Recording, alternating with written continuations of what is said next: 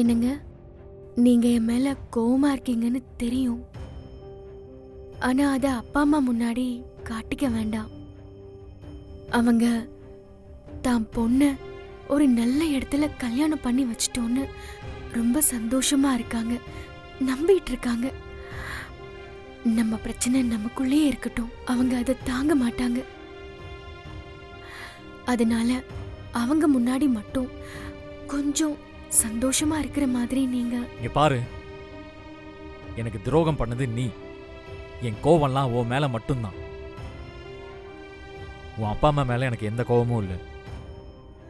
நீ பண்ண தப்புக்கு பாவம் அவங்களே கஷ்டப்படுத்த போறேன்.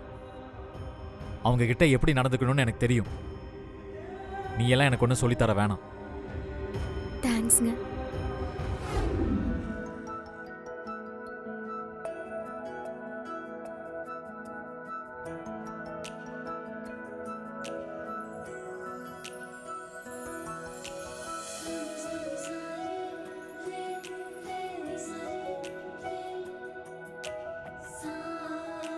அத்தை, நாங்க போயிட்டு வரோம் அத்தை.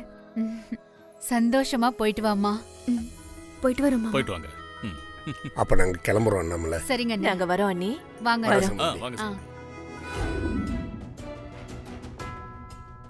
சின்னாத்த சந்தோஷமா மறு வீட்டுக்கு போறோம்.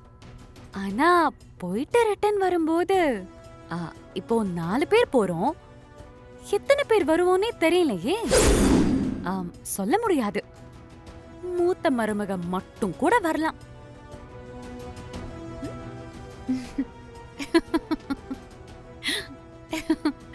மருமகளே, நீ நினைக்கிற எதுவுமே நடக்காது. பார்த்து போயிட்டு வா. அதையும் பார்க்க தானே போறீங்க. சரிங்க சின்னத்த, வரட்டுமா? பாய்.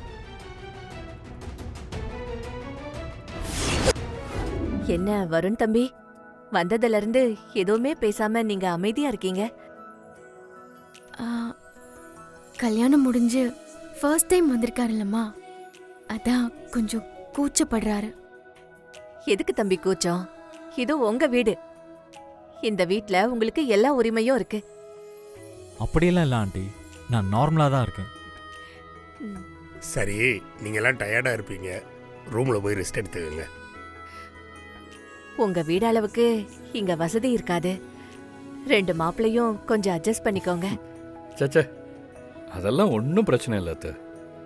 இதே வீட்டில் தானே வெண்ணிலாவும் வான்மதியும் வளர்ந்தாங்க. அப்புறம் எங்களுக்கு என்ன? அடாடாடாடாடா, மாமனார் மாமியார் மனசு கஷ்டப்படக்கூடாதுன்னு பெரிய மாப்பிள்ள எம்மா அன்பா பேசுறாரு பாத்தியா? இந்தாங்க காஃபி.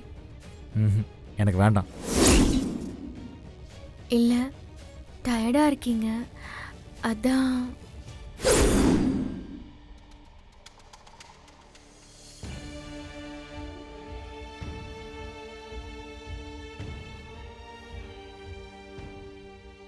வெண்ணிலா,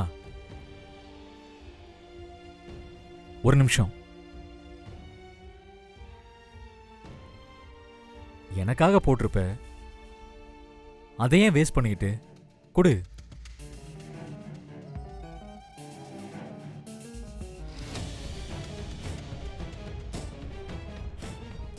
ஐய, இவங்களுக்குள்ள ஒன்னும் இல்ல போலகுதே.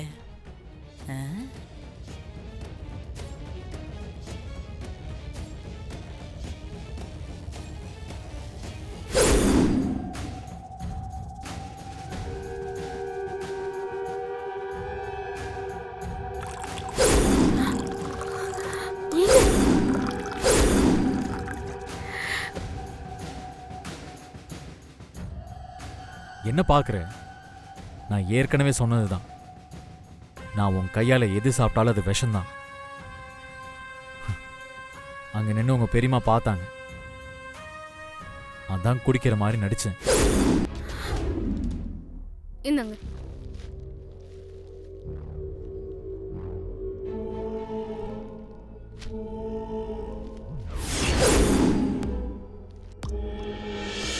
என்ன நம்மள அது கொரியர்ல பொக்கை எல்லாம் வந்திருக்கு.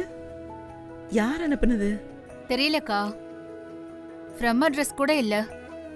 யாரோ வருண் மேரேஜுக்கு gift அனுப்பியிருக்காங்கன்னு நினைக்கிறேன். இருக்கலாம் அண்ணாமலை. சரி, இத நீ வருண் ரூம்ல வச்சிரு. எனக்கு கொஞ்சம் கிச்சன்ல வேலை இருக்கு. ஏ வாயாடி, சும்மா உட்காந்துட்டு இருக்காம எனக்கு கிச்சன்ல வந்து ஹெல்ப் பண்ணு வா.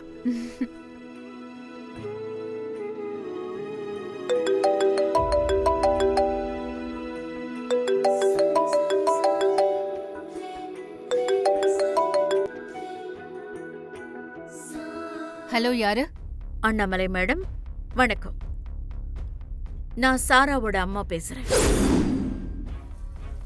என்னடா குரியர்ல பொக்கே வந்திருக்கே, யார் அனுப்புனதுன்னு கன்ஃபியூஸ்டா இருக்கீங்களா? பயப்படாதீங்க, நான் தான் அமிச்சேன். அது ஒண்ணு இல்ல அண்ணாமலை, வருணோட கல்யாணத்துக்கு என்னால வர முடியல. வருணுக்கு என்னோட வாழ்த்துக்கள். அப்படியே உங்க புது மருமகளுக்கு நான் விஷ் பண்ணேன்னு சொல்லிடுங்க. அப்புறம் அண்ணாமலை, பொக்கே கூட ஒரு கிஃப்டும் அனுப்பியிருக்கேன். ப்ளீஸ் கொஞ்சம் இதை ஓபன் பண்ணுங்க. பண்ணுங்க அண்ணாமலை.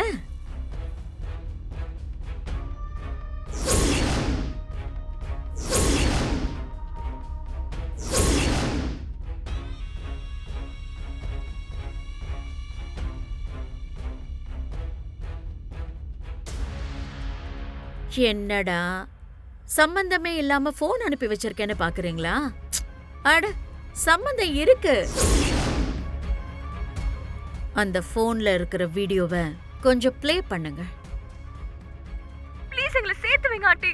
இங்க பாரு, என் பையனுக்கு நான் பார்த்த பொண்ணதான் கல்யாணம் பண்ணி வைப்பேன். எனக்கு என் பையன் ஆசை விருப்பத்தை விட என் கௌரவம் தான் முக்கியம். நான் பார்த்த பொண்ணான வெண்ணிலா கழுத்துல தான் வருண் தாலி கட்டுவான். நான் கட்ட வைப்பேன். மேடம், என் பொண்ணு அப்படி என்ன தப்பு பண்ணா? லவ் பண்ண பையனையே கல்யாணம் பண்ணிக்கணும்னு ஆசைப்பட்டா. அது தப்பா மேடம்? அதுக்காக இப்படி அவளை கடத்தி வச்சு கொடுமைப்படுத்துவீங்க? ப்ளீஸ் மேடம், அவளை விட்டுருங்க. என்ன உளறீங்க? சாரா என்கிட்ட இல்ல. இல்ல மேடம், என் பொண்ணு நீங்க தான் மேடம் கடத்தி வச்சிருக்கீங்க. தயவு செஞ்சு அவளை விட்டுருங்க. உங்களுக்காவது சொந்தம்னு சொல்லிக்க அவ்வளவு பெரிய குடும்பம் இருக்கு. ஆனா எனக்கு என் மக மட்டும்தான் இருக்கா. ப்ளீஸ் தயவு செஞ்சு அவளை எதுவும் பண்ணிடாதீங்க மேடம், விட்டுருங்க. வருண் வெண்ணிலா கல்யாணத்துல வெண்ணிலாவை கடத்தி வச்சது அவதான்னு சந்தேகப்பட்டு அவளை விசாரிக்கிறதுக்காக அவளை நான் கடத்தினது உண்மைதான். அவ என் கஸ்டடியில தான் இருந்தா. ஆனா வெண்ணிலா கிடைச்ச உடனே சாராவை நான் ரிலீஸ் பண்ணிட்டேன். அதுக்கப்புறம் அவளை பத்தி எனக்கு எதுவுமே தெரியாது. உங்க பொண்ணு காணோம்னா போலீஸ் ஸ்டேஷன்ல போய் கம்ப்ளைண்ட் கொடுங்க, கண்டுபிடிச்சு தருவாங்க.